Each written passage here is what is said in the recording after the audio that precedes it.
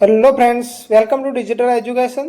આજે આપણે ધોરણ 7 વિષય ગણિત અને તેનું ચેપ્ટર નંબર 2 અપૂર્ણાંક અને દશાંશ સંખ્યાઓ, જેની અંદર આજે આપણે સ્વાધ્યાય 2.1નો પ્રશ્ન 3 થી 8 સુધીના દાખલાનું સોલ્યુશન કરીશું. એનાથી આગળના પ્રશ્નોનો મેં અલગથી વિડીયો બનાવી અને ચેનલ પર મૂકી દીધેલ છે, તે તમે જઈ અને જોઈ શકો છો. ઓકે, તો હવે આપણે શરૂઆત કરીએ. પ્રશ્ન નંબર 3.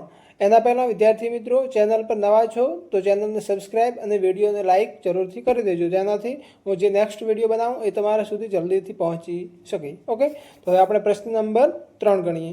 ગુણાકાર કરો અને સંક્ષિપ્ત સ્વરૂપમાં ફેરવું તથા મિશ્ર અપૂર્ણાંકમાં દર્શાવો. આપણે સૌ પ્રથમ જે સંખ્યા આપેલી હોય એનું શું કરીશું? ગુણાકાર.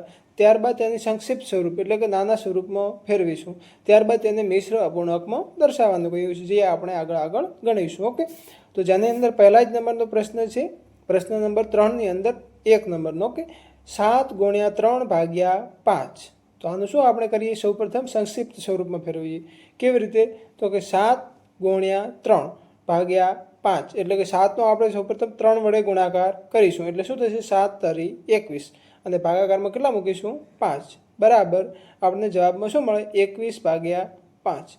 હવે આપણે સંક્ષિપ્ત સ્વરૂપ તો મેળવી લીધું, પરંતુ હવે આપણે શું કરીશું? એને મિશ્ર અપૂર્ણાંકમાં ફેરવીશું. ઓકે, મિશ્ર અપૂર્ણાંકમાં કેવી રીતે ફેરવાય? તો આપણે જો 21/5 લખેલા છે, એ આપણે નોર્મલી ભાગાકાર કરીએ એવી રીતે તમે ભાગાકાર કરો.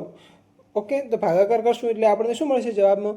તો કે 21/5 કરીએ એટલે આપણે અંશમાં, એટલે અંશ એટલે કે ઉપર ભાગફળ, એમાં શું મળશે આપણને? 4. 5 ચોક 20 અને શેષમાં કેટલા વધે? 1. તો એ તમે ભાગાકાર કરશો એટલે તમને મળશે કે 4 જે આપણને ભાગફળ મળે એ આપણે આગળ લખીશું. ત્યારબાદ ઉપર જે છેદ મળે એ આપણે અંશમાં લખીશું અને જે 5 છે એ એમના એમ ભાગાકારમાં રાખીશું.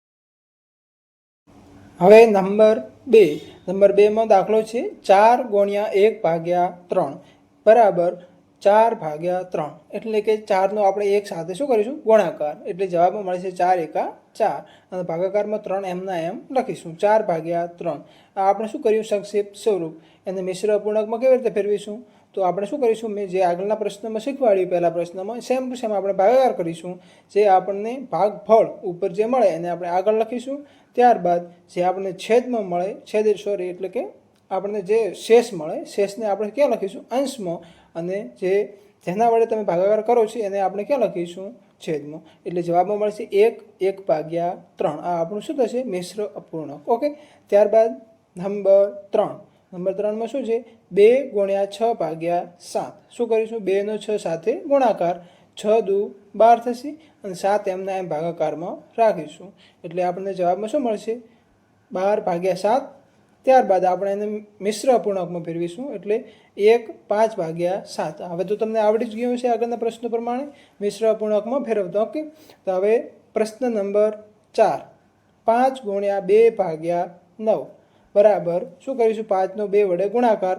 5 દુ 10 / 9 એમના એમ ભાગાકારમાં મૂકીશું.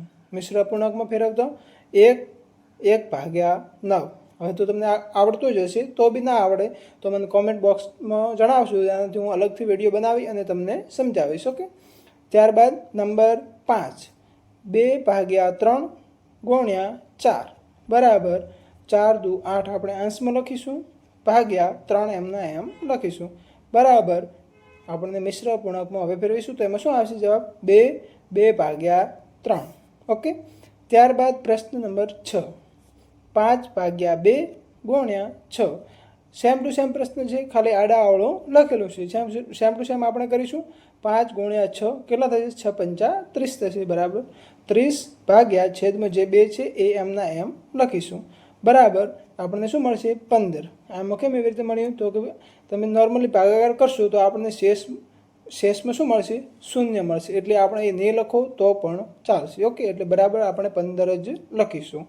ત્યારબાદ નંબર 7. 11 × 4/7 બરાબર 11 × 4 એટલે કે 44 ભાગ્યા ભાગાકારમાં 7 એમના એમ. બરાબર હવે આપણે મિશ્ર અપૂર્ણાંક શું થશે? 44/7 કરીશું એટલે આપણને ભાગફળમાં કેટલા મળશે? 6.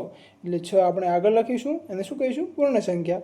ત્યારબાદ 2/7, 2 કેમ લખ્યા તો કે શેષ 2 વધે એટલા માટે 2 લખ્યા. ત્યારબાદ ભાગાકારમાં 7 એટલે કે 6 2/7 એ આપણો જવાબ થશે. ત્યારબાદ નંબર 8, 20 × 4/5 બરાબર શું થશે? 20 × 4 કેટલા થશે? 80/5 બરાબર કેટલા થશે? 80/5 કરીશું એટલે જવાબમાં મળશે 16. ઓકે, જ્યારે આપણને શેષ કશું ના મળે ત્યારે આપણને આવી પૂર્ણ સંખ્યા મળશે. ઓકે, તો અપૂર્ણાંક ના આવે તો પણ તમારે ચિંતા કરવાની નહીં. ત્યારબાદ નંબર 9 શું છે તો કે 13 × 1/3 બરાબર 13 × 13/3 બરાબર, અને આપણે મિશ્ર અપૂર્ણાંકમાં ફેરવતો 4 આગળ આવશે, ત્યારબાદ 1/3 આ આપણો જવાબ થશે એટલે કે 4 1/3. ત્યારબાદ લાસ્ટ એક્સ એટલે કે 10મા નંબરનો પ્રશ્ન 15 × 3/5. હવે શું કરીશું? 15નો 3 સાથે ગુણાકાર, 15 તરી 45/5 એમના એમ બરાબર. આપણે મિશ્ર અપૂર્ણાંકમાં ફેરવીએ તો આપણને શું મળશે? જવાબમાં 9. અહીંયા મિશ્ર અપૂર્ણાંક નથી મળતું, પરંતુ આપણને પૂર્ણ સંખ્યા મળે છે. કેમ કે આપણે શેષમાં શું મળે છે? 0, એટલે કે આપણને જવાબમાં પૂર્ણ સંખ્યા 9 મળે છે. ઓકે,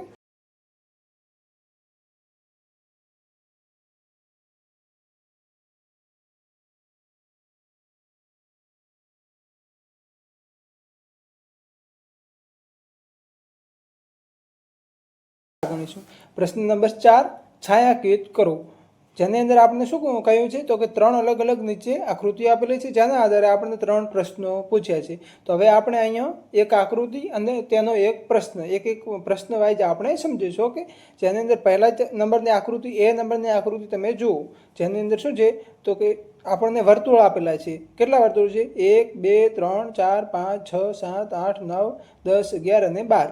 આપણને 12 વર્તુળ આપેલા છે. અને પ્રશ્ન શું પૂછ્યો છે તો કે ચિત્ર એ ચિત્રના એના 1/2 ભાગના વર્તુળમાં છાયાંકિત કરો. એટલે જે આપણને ટોટલ 12 વર્તુળ આપેલા છે એમાંના 1/2 ભાગના વર્તુળમાં આપણે શું કરવાનું છે? છાયાંકિત. તો કેવી રીતે કરીશું? કેટલા વર્તુળની અંદર આપણે છાયાંકિત કરીશું એ હવે આપણે પ્રશ્ન દ્વારા સમજીએ. તો જુઓ, પ્રશ્ન પ્રમાણે આપણે જોઈએ કે ટોટલ વર્તુળ કેટલા છે, તો આપણે એ લખીએ કુલ વર્તુળ ગુણ્યા 1/2. કેમ 1/2? તો આપણને પ્રશ્નમાં જ પૂછ્યું છે કે કુલ વર્તુળના 1/2 ભાગના વર્તુળમાં આપણે શું કરવાનું છે? છાયાંકિત. એટલા માટે આપણે લખીએ કુલ વર્તુળ ગુણ્યા 1/2. તો આપણે કુલ વર્તુળ કેટલા છે તો કે 12. 12 × 1/2. તો આપણને જવાબમાં શું મળશે? 12/2 એટલે કે 6. 6 શું મળ્યું છે તો કે આપણે જેટલા હવે છાયાંકિત કરવાના છે ને એટલા વર્તુળ મળ્યા. કેમ તો કે 1/2 ભાગના, 12ના 1/2 એટલે કે અડધો ભાગ, 12ના અડધા કેટલા થાય? 6. તો આપણે શું કહ્યું છે? 6 ભાગના જે 6 વર્તુળની અંદર આપણે શું કરીશું? છાયાંકિત. તો હવે આની અંદર આપણે છાયાંકિત કરી દઈએ. ઓકે, ત્યારબાદ નંબર બી. હવે તમે બી નંબરની આકૃતિ જુઓ, જેની અંદર આપણે શું આપેલું છે? ત્રિકોણ. પહેલાં વર્તુળ હતું, હવે શું છે? ત્રિકોણ. કુલ કેટલા ત્રિકોણ છે? 1 2 3 4 5 6 7 8 અને 9. 9 ત્રિકોણ આપણને આપેલા છે. પ્રશ્ન શું છે તો કે ચિત્ર બીના 2/3 ભાગના ત્રિકોણમાં છાયાંકિત કરો. 2/3 એટલે કે ટોટલ ત્રિકોણના 2/3 ભાગમાં આપણે શું કરીશું? છાયાંકિત કરીશું. કેવી રીતે? તો સેમ ટુ સેમ આપણે લખીશું કુલ ત્રિકોણ ગુણ્યા 2/3. કુલ ત્રિકોણ કેટલા છે? 9 ગુણ્યા 2/3. હવે તમને ખબર છે 9 કેમ લખ્યા? તો કે ટોટલ ત્રિકોણ છે એટલા માટે 9 ગુણ્યા 2/3. તો શું થશે? 9 ગુણ્યા 2 કેટલા થાય? 18/3 બરાબર 6 ગુણ્યા 3/3 એટલે 3 શું થશે? શું થઈ જાય? ઉડી જાય. એટલા માટે આપણે જવાબમાં શું મળે? 6. ઓકે, 18/3 એટલે 6. તો હવે આપણે શું કરીશું તો કે ટોટલ 9 ત્રિકોણમાંથી 6 ત્રિકોણમાં શું કરીશું? છાયાંકિત એટલે કે રંગીન કરીશું. ઓકે, ત્યારબાદ નંબર સી. નંબર સીની આકૃતિ તમે જુઓ, જેની અંદર ટોટલ આપણને 15 ચોરસ આપેલા છે. અહીંયા શું છે? ચોરસ. કેટલા? તો કે 15. અને પ્રશ્ન શું છે તો કે ત્રિકોણ સીના 3/5 ભાગના ચોરસમાં છાયાંકિત કરો. 3/5 કોના? તો કે જે 15 ચોરસ આપેલા છે એના. એટલે આપણે શું લખીશું? કુલ ચોરસ ગુણ્યા 3/5.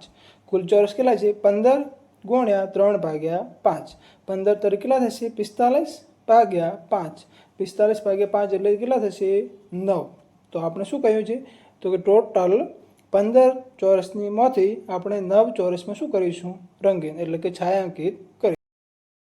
હવે આપણે પ્રશ્ન નંબર 5 જોઈએ શું કહ્યું છે શોધો આપણને અલગ અલગ 4 પ્રશ્નો આપેલા છે એનું આપણે સોલ્યુશન લાવવાનું થશે A B C અને D એવી રીતે 4 પ્રશ્નો છે જેની અંદર A પ્રશ્નનો આપણે જવાબ જોઈએ એની અંદર 1 અને 2 એવી રીતે બે અલગ અલગ પ્રશ્નો આપેલા છે જો 1 ની અંદર છે 24 અને 2 ની અંદર છે 46 ત્યારબાદ લખેલું છે દરેકના 1/2 એટલે કે બંનેના 1/2 ભાગ કેટલા થાય એ આપણે અહીંયા દર્શાવવાનું થશે કેવી રીતે તો હવે આપણે જોઈએ પહેલા નંબરમાં કેટલા છે 24 તો એના 1/2 એટલે કે શું થશે 24 ગુણ્યા 1/2 એ શું થાય 24 ના 1/2 તો બરાબર 24 એકા 24 ભાગ્યા 2 બરાબર 12 24 ભાગ્યા 2 કેટલા થાય 12 એ આપણો જવાબ થશે એને શું કહેવાય 24 ના 1/2 ભાગ કહેવાય ઓકે ત્યારબાદ નંબર બીમાં સોરી બી નહીં 2 નંબરનો એમાં શું છે 46 ગુણ્યા 1/2 46 ના 1/2 ભાગ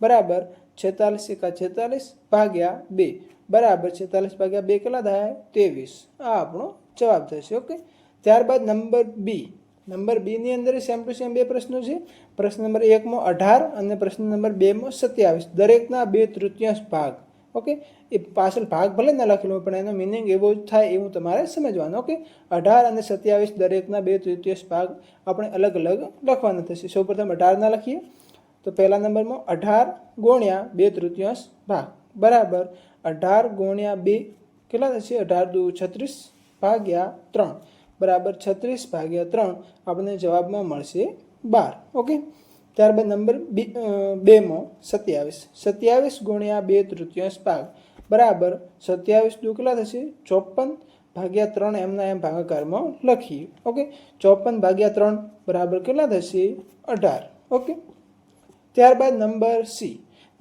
માં સેમ ટુ સેમ બે પ્રશ્નો છે નંબર 1 માં છે 16 અને 2 માં છે 36 દરેકના 3/4 ભાગ આપણે દર્શાવીશું 3/4 ભાગ ઓકે તો સૌપ્રથમ 16 ના જોઈએ તો 16 ગુણ્યા 3/4 બરાબર 16 તરીકે કેટલા થશે 16 ગુણ્યા 3 બરાબર 48 ભાગ્યા 4 48 ભાગ્યા 4 એટલે થશે 12 એ આપણો જવાબ થશે ત્યારબાદ બીજા નંબરનો 36 ગુણ્યા 3/4 36 ના 3/4 ભાગ બરાબર 36 ગુણ્યા 3 કેટલા થશે 108 ભાગ્યા 4 બરાબર આપણને જવાબમાં કેટલા મળશે 27 એ આપણો જવાબ થશે ત્યારબાદ નંબર ડી નંબરમાં શું છે તો કે એમાં બે પ્રશ્નો છે પહેલા નંબરે 20 અને બીજા નંબરે 35 દરેકના 4/5 ભાગ તો જેમાં પહેલા નંબરનું જોઈએ 20 ગુણ્યા 4/5 4/5 એટલે 4/5